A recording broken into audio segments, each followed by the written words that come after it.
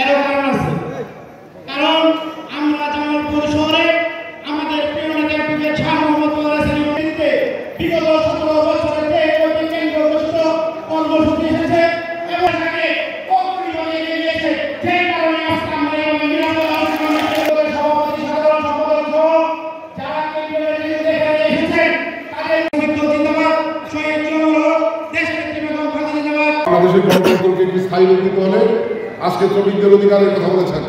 শুধু শ্রমিকদের অধিকার না, সারা বাংলাদেশের প্রতিটি পেশা শ্রমিক মানুষের অধিকার যদি আমরা প্রতিষ্ঠিত করতে চাই, তাহলে সেই সম্মান মর্যাদা প্রতিষ্ঠিত করতে চাই, বাংলাদেশের জনগণের মর্যাদা প্রতিষ্ঠিত করতে চাই, তাহলে একটি নির্বাচিত সরকার ছাড়া বিকল্প কোনো পথ নাই। আমাদের মনে রাখতে হবে, আমাদের প্রথম লক্ষ্যটি আমরা সফল হয়েছি, স্বৈরাচারের পতন ঘটেছে। এই বাংলাদেশের 17 বছর বিএনপি টানা 17 বছর আন্দোলন করেছে। এই আন্দোলনের কারণে এদেশের অভিসংবাদিত নেত্রী বেগম খালেদা জিয়াকে অন্যায়ভাবে সাজা দিয়ে 2.5 বছরের অধিক সময় জেলখানায় রাখা হয়েছিল। পরবর্তী সময় গৃহবন্দী করে রাখা হয়েছিল, তাকে চিকিৎসার সুযোগ পর্যন্ত দেওয়া হয় নাই। এই আন্দোলনের হয়ে পরিকল্পিতভাবে আমাদের ভারপ্রাপ্ত চেয়ারম্যান তারেক রহমানকে অন্যায়ভাবে সাজা দিয়ে দেশের বাইরে রাখা হয়েছিল। তারপরেও তারেক রহমান দিকরা অক্লান্ত পরিশ্রম করেছেন জাতীয় বিভাগের আদর্শের মানুষগুলোকে ঐক্যবদ্ধ করে তাদের নেতৃত্বে একটি গণ অভ্যুত্থানের মধ্যে দিয়ে স্বৈরাচারের পতন ঘটে। কেউ খারাপ 17 বছরে ইলিয়াস আলী সহ 4,500 নেতা হত্যাকে খুনের শিকার হয়েছে।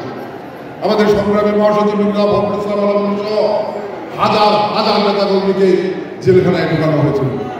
বিএনপির 38 লক্ষ নেতাকর্মীর বিরুদ্ধে মিথ্যে আইনি মামলা দেওয়া হয়েছিল। তারপর বিএনপি 17 বছর অবিচল রাজপথে সংগ্রাম চালিয়ে গিয়েছে। অনেকেই বলেছেন যে বিএনপি নির্বাচনে গেলে রাষ্ট্রীয় ক্ষমতায় যেত। বিএনপি রাষ্ট্রীয় ক্ষমতার লোক করে নাই। বিএনপি রাষ্ট্রীয় ক্ষমতার লোক ছেড়ে দিয়ে রাজপথে সংগ্রাম করেছে। স্বৈরাচারী শেখ হাসিনা জুলুম নির্যাতনের হাত থেকে বাংলাদেশের মানুষকে মুক্ত করার জন্য বদ্ধপরিকর। আমরা সেই সংগ্রামের একটি ধাপে সফল হয়েছি। 17 বছরের ধারাবাহিক আন্দোলনের চূড়ান্ত পর্যায়ে এসে এদেশের ছাত্র জনতা ছাত্ররা আন্দোলন শুরু করেছিল তাদের ন্যায্য দাবি কোটা সংস্কারের দাবিতে। সেই আন্দোলন স্বৈরাচার শেখ হাসিনা স্বৈরাচারী কায়দায় গুলি চালিয়ে বন্ধ করার চেষ্টা করেছে। যতই গুলি চালিয়েছে আন্দোলন তত বেশি বেগবান হয়েছে। আমাদের নেতা তারেক রহমানের সেই রাজনৈতিক কৌশলের মধ্য দিয়ে, বিএনপির সমর্থনের মধ্য দিয়ে, জনগণের অংশগ্রহণের মধ্য দিয়ে সেই ছাত্র আন্দোলন একটি পর্যায়ে গণ আন্দোলনের রূপ নেয় এবং সেই গণ আন্দোলন থেকে গণ অভ্যুত্থানে 5 আগস্ট সকল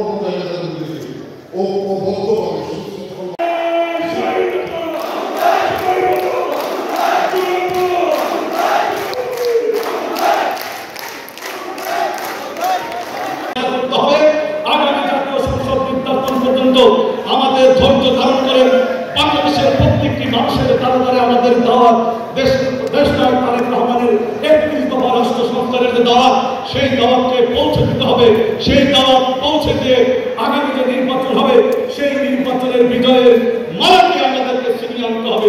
এই আশাবাদ ব্যক্ত করে সকলকে আমার পক্ষ থেকে, জাতীয়তাবাদী শ্রমিক দল কেন্দ্রীয় নির্বাহী কমিটির পক্ষ থেকে, শ্রমিক দল কেন্দ্রীয় কমিটির সভাপতি আনোয়ার হোসেন সাবেক সম্পাদক শ্রমিক দলের প্রিয় অভিভাবক, আমাদের মাননীয় চেয়ারপারসনের বিশেষ সহকারী, শ্রমিক দলের মাননীয় প্রধান সমন্বয়ক অ্যাডভোকেট শামসুল রহমান সিন্ধু বিশ্বাস এবং এই জামালপুরের কৃষি সন্তান জাতীয়তাবাদী শ্রমিক দলের সাবেক সাধারণ সম্পাদক, সাবেক সভাপতি, আমার কথা শেষ করতে হবে। বাংলাদেশ জিন্দাবাদ, বাংলাদেশ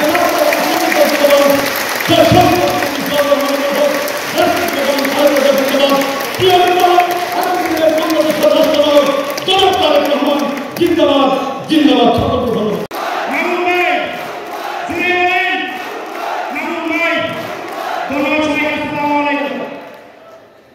বিপ্লবী সাধারণ সম্পাদক শ্রমিক বান্ধব জনতা অ্যাডভোকেট শাহ মোহাম্মদ ওয়ারেসের ইমাম আমাদের মাঝে উপস্থিত রয়েছেন বৃহত্তর ময়মনসিংহের কৃষি সন্তান, ময়মনসিংহ বিভাগীয় শ্রমিক দলের সম্মানিত সভাপতি, শ্রমিক দল কেন্দ্রীয় কমিটির সম্মানিত উপদেষ্টা জনাব আবু সাহিদ, আমাদের মাঝে প্রধান বক্তা হিসেবে উপস্থিত রয়েছেন বাংলাদেশ জাতীয়তাবাদী শ্রমিক দল কেন্দ্রীয় নির্বাহী কমিটির সম্মানিত প্রচার ও প্রকাশনা বিষয়ক যিনি আমাদের সবসময় খোঁজখবর নেন, আন্দোলন সংগ্রামে উজ্জীবিত করেন।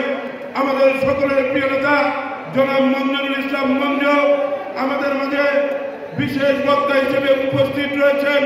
শ্রমিক দল কেন্দ্রীয় কমিটির সম্মানিত যুব বিষয়ক সম্পাদক, ইতিমধ্যেই আপনারা শুনেছেন উনি অলরাউন্ডার শ্রমিক নেতা হিসেবে খ্যাতি অর্জন করেছেন। আমাদের যুব সমাজের আইকন জনাব একটি সিদ্ধান্ত নিতে চাই।